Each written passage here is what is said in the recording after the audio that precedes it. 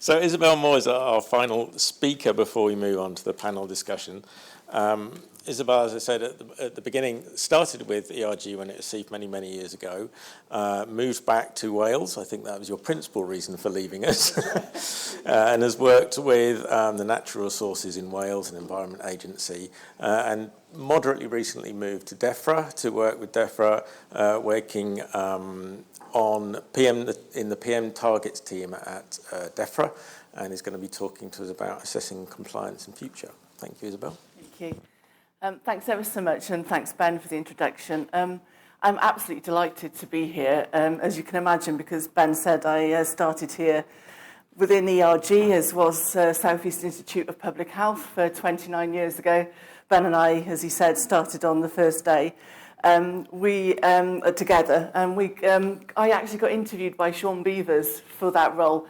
And I don't think I've ever got over his interview sort of assessment technique, where he brought a chemiluminescence analyzer, monitoring NOx, put it on the desk, opened it up and said, can you tell me the various parts in there and how does this analyzer work? So obviously, Ben and I passed the test at that time. So I digress, and I'll get on to what I'm here to talk to you about today, which is the assessing compliance with the new PM2.5 targets. I sit within the PM2.5 targets team, within the air quality and emissions inventory team, within the Department of Food and Rural Affairs. As Ben said, I've been there probably a couple of years. And my opening slide is really a bit of a scene setter. Much of the information that's contained on here has been talked about by colleagues and presenters earlier. And what I wanted to do is to try and sort of focus your attention on the graph on the right-hand side at the top there. And as part of DEFRA, what we do is we produce, amongst other things, a sort of air quality national statistics bulletin, which comes out every April. It contains trend analysis for not only PM2.5, but a number of other pollutants. So that's a bit of a sort of a plug for that particular bulletin. But also it shows you how the levels of PM2.5 have been decreasing since 2009. That looks at both roadside and urban background locations. And that decrease sort of plateaued in 2020, and Gary talked about this. But in the most recent year, we've got data from 2022, that sort of shows that it's increased slightly. I've just been caught by seeing Sean in the audience. I didn't realise you were there, so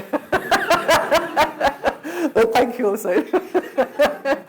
So I guess the point here really is to say that, you know, PM2.5 is a very complicated pollutant and comes from many and numerous sources.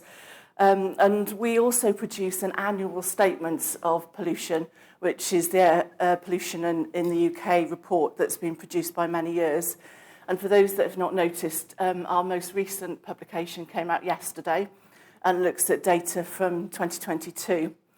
And within there, again, it shows that there's been this very slight increase in PM2.5 levels, but at the highest concentrations of PM2.5, sort of the top 5 sites, are still within the southeast and within London. 4 of those being sort of urban traffic sites, and one of those being an urban background location. So you can see from that map there that whilst the concentrations vary across the UK, it's still the sort of southeast, the eastern zone, and also southwest that tends to get the higher levels of PM2.5. So what I wanted to go on to is the PM2.5 targets. So in terms of the legislative basis, this is for England only and not just for the UK.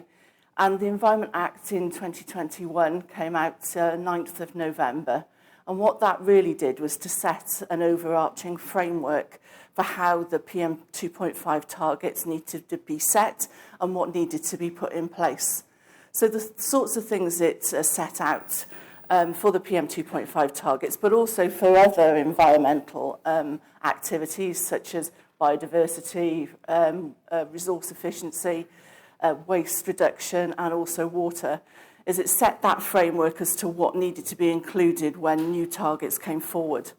So for PM2.5, it was asking for a new annual target.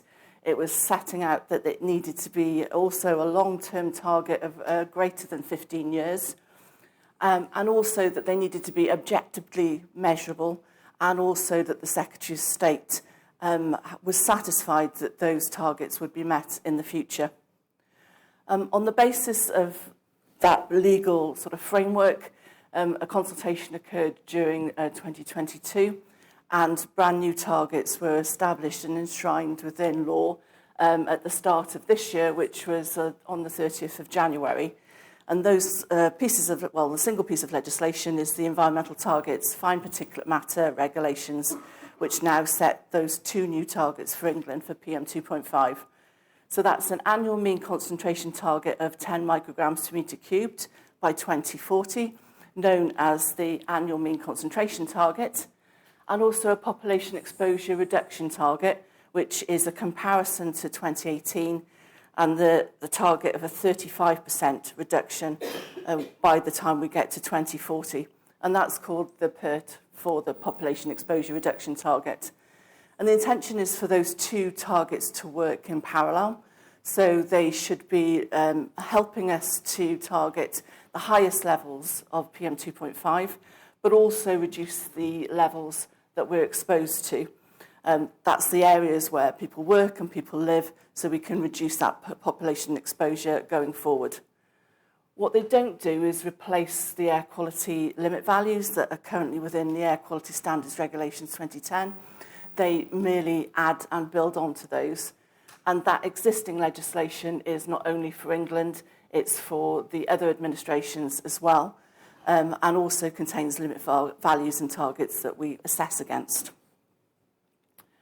So in terms of delivering those targets and setting out plans for the future to meet them, about 5 years ago in 2018, a vision was set out, which was the 25-year vision for environmental improvement. And the basis of the Environment Act, one of the requirements of it is that that is reviewed on a 5-yearly basis. So the most recent environmental improvement plan was set out at the start of this year on the 31st of January. And what this does is it's a sort of setting out of our progress in terms of achieving the targets for the future, and also there's a requirement for us to produce an annual summary as to how that progress and achievement is being undertaken. Within the document, the Environmental Improvement Plan, there are 2 new interim targets. These aren't within legislation, so they're not legally binding, but they are, and we are required to report against them. So those interim targets are an annual mean concentration target of 12 micrograms per metre cubed to be met by January 2028, and a population exposure reduction target of 22% compared to 2018 by January 2028. And that website on the bottom there, which I'm more than happy to circulate afterwards, is our first progress report on PM2.5 compared to the new targets within legislation and also these interim targets. And there's some really nice graphs in there, sort of a waterfall graph and also an interactive graph where you can look at individual monitoring sites and how they compare to those targets and the trends that we're seeing. In terms of assessing that legal compliance for the future, we'll be using data from the Automatic Urban and Rural Network. We sought advice from experts, the Air Quality Expert Group, and also COMIAP in terms of the determination of those targets. And it was felt that for these new targets that it would be monitoring data from the AURN that would be used to assess compliance. Modelling is still very much part of the Air Quality Standards Regulations 2010 and is also really important on, in the future, not only to help us track performance, but also to give insight as to what the concentrations are in those areas that there aren't monitoring stations as part of the AURN. And so for the comparison to the annual mean concentration target, we'll be using all of the PM2.5 monitoring stations that are part of that network. But for the population exposure reduction target, we'll be using a subset of that network, and that's the urban background, or if they're more sensible to use, then the suburban background sites too. And again, we'll be looking to provide that information on an annual basis as to how much reduction will occur. And I talked about that website for you to have a look at in terms of that interactive tracking. It's also got a bit of a desk instruction there as to how you calculate the assessment against the targets. So really helpful if you want to download data from UK Air and actually look at the PM2.5 concentration levels to compare them yourselves. So to assess the ongoing sort of comparison to those two new targets, we need to expand the automatic and urban rural network to have a better representativity of monitoring stations across England. And since December 2021, we've expanded the number of sites that monitor PM2.5 from 63 to 86. In the first instance, as part of this first phase of expansion, what we've tried to do is to utilise the existing sites that monitor other pollutants to gain the benefits of co-location. So a number of the new PM2.5 monitors have been placed in existing AURN sites that monitor, say, NOx or ozone and so on. But we've also started to introduce brand new PM2.5 monitoring sites. So we've got a new site that's come online at the start of September within Derby. And again, as those monitoring stations come online, the data will be available from UK Air. But part of that first phase and is within legislation is to make sure that all zones and agglomerations have at least one urban background monitoring site, and that going forward that all zones have at least one rural background site, but we'll be expanding over and above that, and I'll get to that in a moment as part of the slides. But the intention is to continue expanding that network over the next couple of years, and we want to at least double the size of the original PM2.5 network, and there's actually a set date in legislation as to when that needs to be delivered by. And what this will do is will help us get a better assessment and understanding of the PM2.5 levels to compare to those new targets. And how we're going to do that in terms of the numbers of sites is actually set out again within the new legislation. So those of you that are very familiar with the existing Air Quality Standards Regulations 2010 will know that there's a table in there which has a minimum sampling requirement. And the new legislation builds on that for England so that there is a minimum number of sampling points as part of monitoring stations to assess PM2.5 for the future. This is based on population size of zones and agglomerations, just as it is within the Air Quality Standards Regulations 2010. But it'll set out the total number of monitoring stations according to population size, but also the number of urban background or suburban background sites you need for comparison to the PERT. And then we don't want to lose focus on near-source monitoring, so there's a minimum number according to population size of zone and agglomerations too. So if you take London, for example, with a population in excess of 6 million, then you will have at least 15 network sites that are monitoring, and that's just a minimum, so it can go above and beyond that, depending on how many is needed for each particular zone and agglomeration. We consulted on a set of principles in terms of determining where monitoring stations could be located for the future. And obviously that needs to take into account population size areas and an understanding of what is representative of population exposure, but also the highest concentrations, but also taking into account, wherever possible, an element of understanding where there are deprived localities and communities that might need a monitoring station. And this is also based on the existing legislation of the Air Quality Standards Regulations 2010, which cuts up the UK, but more specifically in terms of this legislation, England, into various zones and agglomerations based on population size. And so that map on the right-hand side, which is, in lots of reporting documents, show how England has been divided to be able to understand the population within each zone and agglomeration. So what this slide does is just to give you a flavour, really, as to the expansion that's happened so far. So the blue markers of the existing sites that were there at the end of December 2021. So those 63 monitoring sites recording PM2.5. And it's a bit of a list in terms of those sites that we've now made as part of the network. In the first instance, we've, as I said, looked for co-location, and they're predominantly urban background and rural background sites. But we will be moving as part of the wider expansion to make sure that we will have additional near-source sites like urban traffic and urban industrial. And you will see in the future the number of orange dots there dramatically increase as we double the size of the network over the next few years.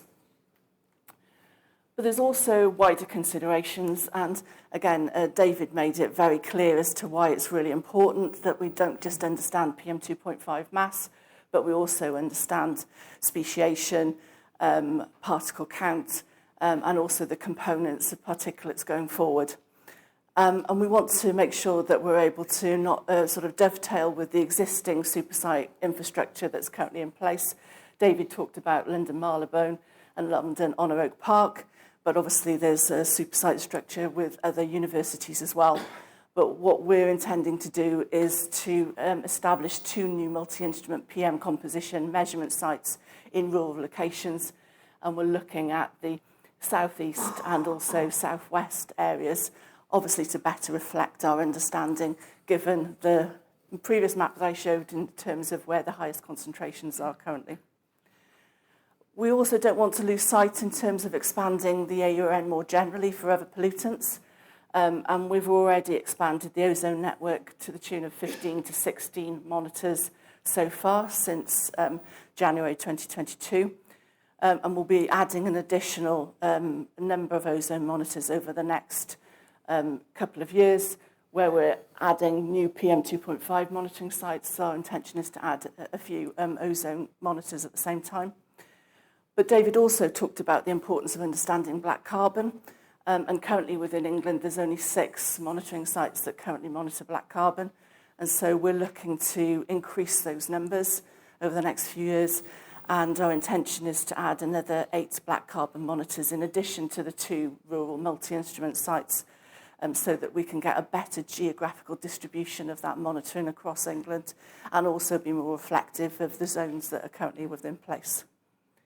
It's really important that the monitoring that we do is of a high standard, is robust, reliable and quality assured.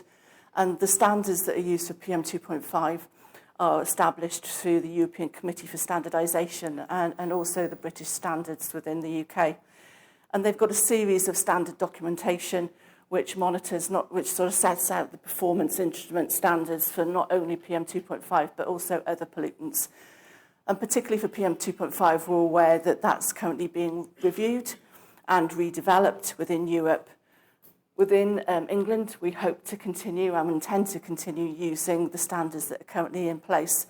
But at the same time, we are minded and wanting to continue to review this to make sure that the standards that are in place for the future are suitable to reflect the performance of the instruments and uncertainty with regards to the PM2.5 monitors that we'll put in place as part of the expanded network.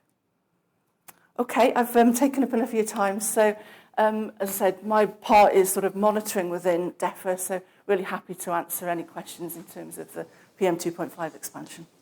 Thank you very much.